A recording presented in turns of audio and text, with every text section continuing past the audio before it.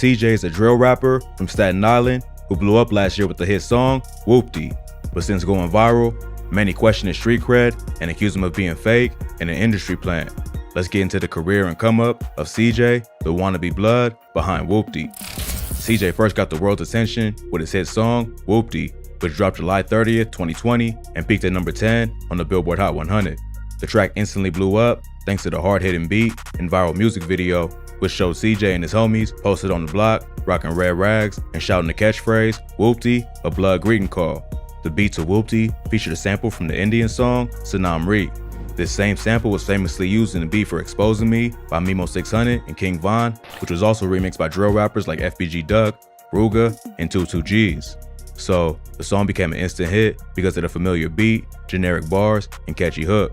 Not long after it popped off, people began taking a closer look at CJ to find out if he was really WOOPTY or just claiming for the clout. CJ grew up in Staten Island and comes from a Puerto Rican family. He started rapping as a hobby when he was 9, but took it more seriously at 14 when he started dropping tracks on SoundCloud and YouTube. He had a few tracks on SoundCloud before blowing up with WOOPTY, including a song with the OG Fake Blood 6ix9ine called Pop. But none of these tracks made much of an impact online or even in New York City. He self-released the track WOOPTY in July 2020 using the beat he found on YouTube and became an overnight success. He later signed to Warner Records and Cruise Control Entertainment. But here's where the accusations of CJ being an industry plant first started. The CEO of Cruise Control Entertainment, James Cruz, is also CJ's uncle. CJ said multiple labels reached out to him, but Warner offered the best situation, probably because he had family members in high positions at the company. His uncle James Cruz is a music mogul who has deep connections in the industry. He worked for Reebok in the 90s before making the transition into music and working for Bad Boy. Cruz got close to Puffy and ended up running his entire organization. He worked with Combs Enterprises for almost 10 years before leaving to start his own Latin-focused music marketing firm. So, CJ seemed like the perfect project for his uncle James, who was looking for the next big Latin star to take over New York.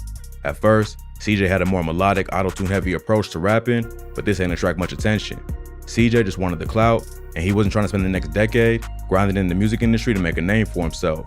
So, he took notes from 6ix9ine's playbook and started making aggressive drill tracks, flaunting his alleged gang ties. To his credit, it worked, and WOOPTY was one of the biggest songs in New York in the summer of 2020. The track went viral on TikTok too, which boosted its popularity. Plus, it got a major push on radio and other outlets thanks to the ties from his Uncle James. So overnight, CJ went from an unknown rapper to one of the biggest up-and-coming stars in New York.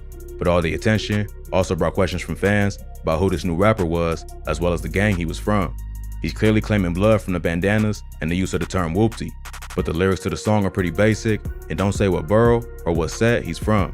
This is when rumors went around that CJ ain't really who he claimed to be and was just another clout-chasing rapper using gangs to blow up in the music industry. WOOPTY's not a phrase that CJ made up. It's a common word used in the Bronx by the Bloodhound Brim. CJ crossed the line when he did an interview with Genius where he claimed credit for the word WOOPTY. He said that it was a term he invented and used with his homies. He even went as far as filing a trademark for the phrase so no one else could use it for commercial purposes. This upset the Bloodhound Brims, who had been using the word for years and wanted proper credit for creating it. Bloodhound Brims founder, Lil Brim, even called in from prison, calling out CJ for taking the term and not giving proper credit. Lil Brim was sentenced to 30 years in prison back in 2019 in connection to his leadership of the Bloodhound Brims. Even though he's locked up, he still tapped in with what's going on in the streets and had to set the record straight about who really started WOOPTY.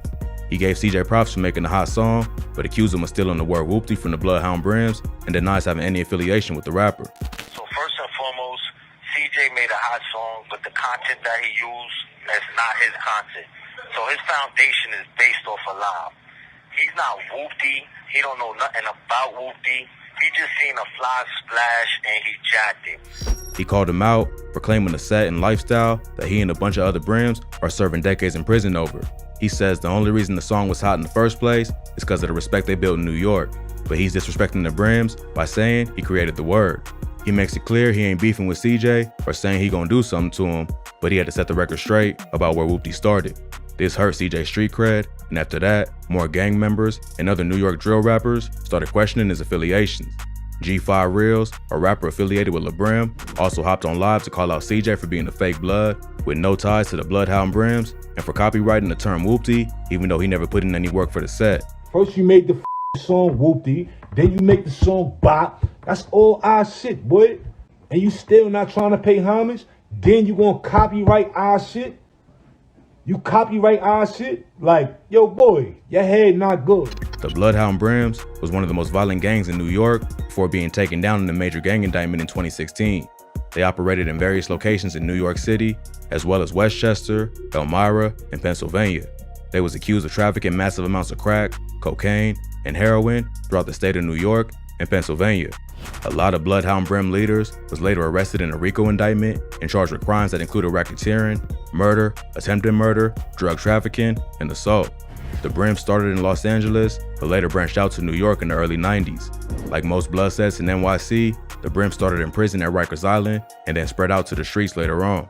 There's multiple Brim sets in New York that make up what they call the Blood Brim Army. During the height of their rise, the Brims was behind a lot of wild crimes that eventually led to their downfall. In 2012, Lil Brim and another Blood member named Don P got arrested for a shootout at a chicken spot in the Bronx where they allegedly fired at ops with an AK-47. Lil Brim was later found guilty of attempted murder for the crime, which was one of the events that led to his 30-year sentence. In 2014, a Brim leader named Kevin Melton made headlines after kidnapping the father of one of the prosecutors who was responsible for locking him up for life. Melton got hit with life in prison for ordering a hit on someone in 2011. To get revenge, Melton went after one of the prosecutors who was responsible for convicting him. He set it all up using a cell phone he snuck into jail and ordered 5 members to kidnap the prosecutor, but they ended up going to the wrong address and instead kidnapped her father, Frank Jansen. The gang kidnapped Jansen from his crib in Atlanta, then called his wife and told her they was gonna torture and kill her husband if she ain't followed their demands.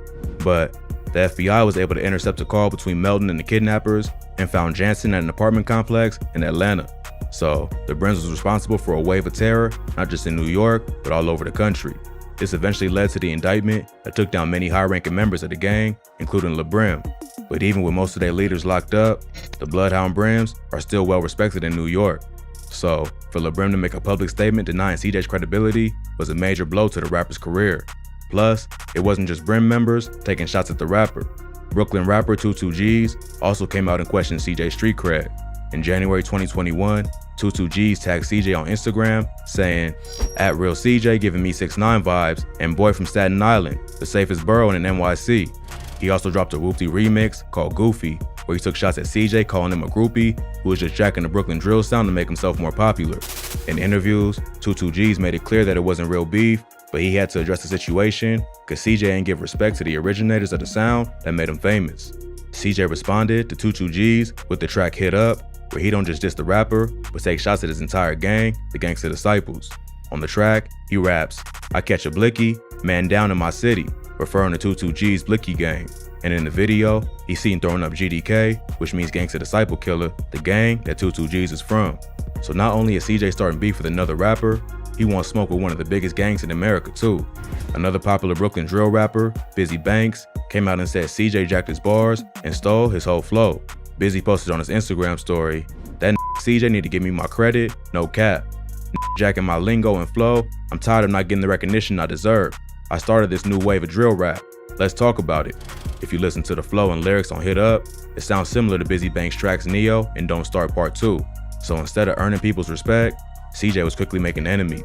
In September 2021, 22G's did an interview with No Jumper, where Adam22 reveals that CJ was set to do an interview, but canceled at the last minute. The reason he canceled was because the person in charge of their social media posted something about the beef between him and CJ. So CJ got in his feelings and canceled the whole interview. We had an interview booked with CJ. Or And then somebody on the social media team, they posted up WOOPTY. 22G's dissing CJ.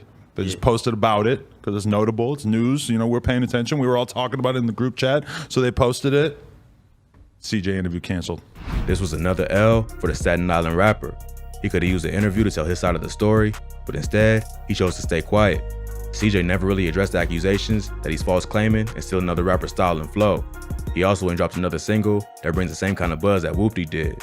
He dropped an EP in early 2021 called Loyalty Over Royalty, which was executive produced by French Montana, but none of the other songs made the same impact as WOOPTY. Unless CJ can switch up his whole style and come back with a banger that puts him on the charts, it'll probably just be a one-hit wonder. Just like 6ix9ine, part of his appeal was his gang ties. But once the truth was exposed, fans just move on to the rappers who really live what they rap.